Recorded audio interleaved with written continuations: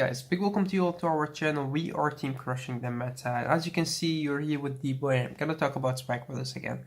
So this is something that I wanted to do for non-Spike Brother players. Most Spike Brother players already know how this works, but I just wanted to explain it because I've been playtesting the Turbo GBA on area, and every time, or most of the time, I get people that do not understand it. And let me explain it to you.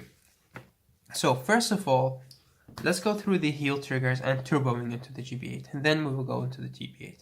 So you have, and let's say you went first to grade 3. So let's do that. So let's say you went first to grade 3, which is, let's say Siegfried or a Juggernaut, whatever you want. Let's say it's a Siegfried. You get the force marker, you attack, you do your thing, and then it's the end of the turn. And let's say you also attack with a Juggernaut. Why? Because he's beautiful. So you attack with a Juggernaut, they stay on the field. So this is your field. Now you have 4 heal triggers in your hand. You could ask how or when or why. That doesn't matter. It's not about that. It's about how to use them, and this is legit. You have the jelly beans, you have your mega trainers, you have a lot of different options to get them to your hand. So let's say that you got them into your hand. Then you have all 4 in your hand and your opponent attacking to you. On the first attack, you use 1 heal trigger. So use a heal trigger to get a GGuardian.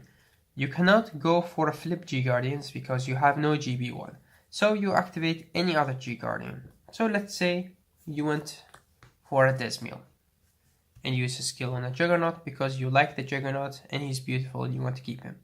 So Desmiel at the end of the battle will go back to your G zone, and this would be your GB1. So let's put the GB1, let's say right here.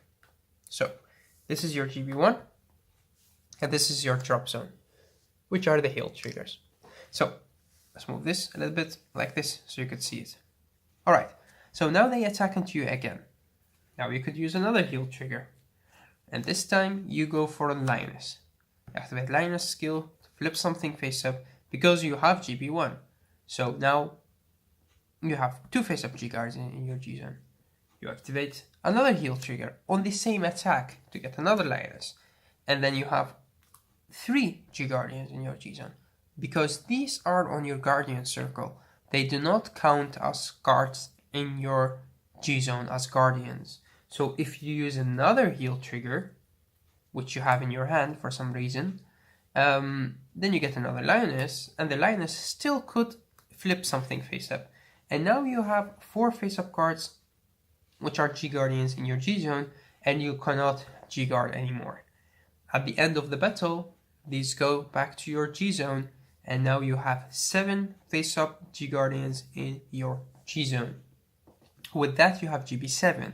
So when it's your turn, you could go to the GB8. Right? I hope that you can understand that.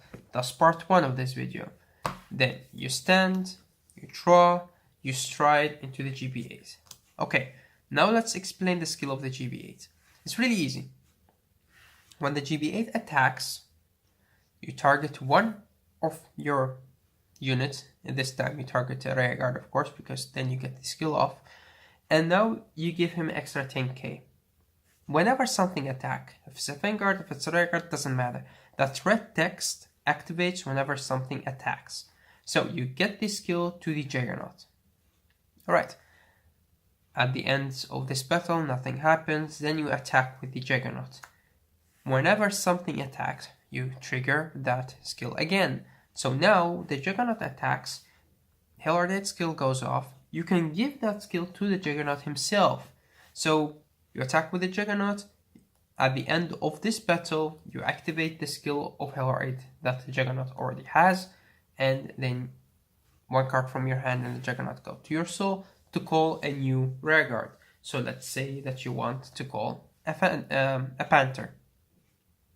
Thresh's Panther attacks, and then when he attacks, the skill goes off of Hellhard. You can give the skill to the Panther again. Whenever something attacks, you can give the skill to himself or anything else.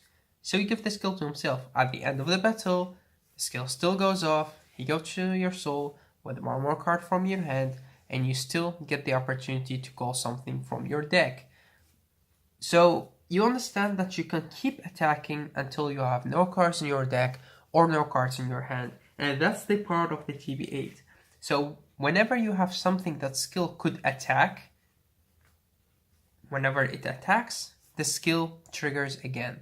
And that's actually it. That's what I wanted to explain for you guys in this video.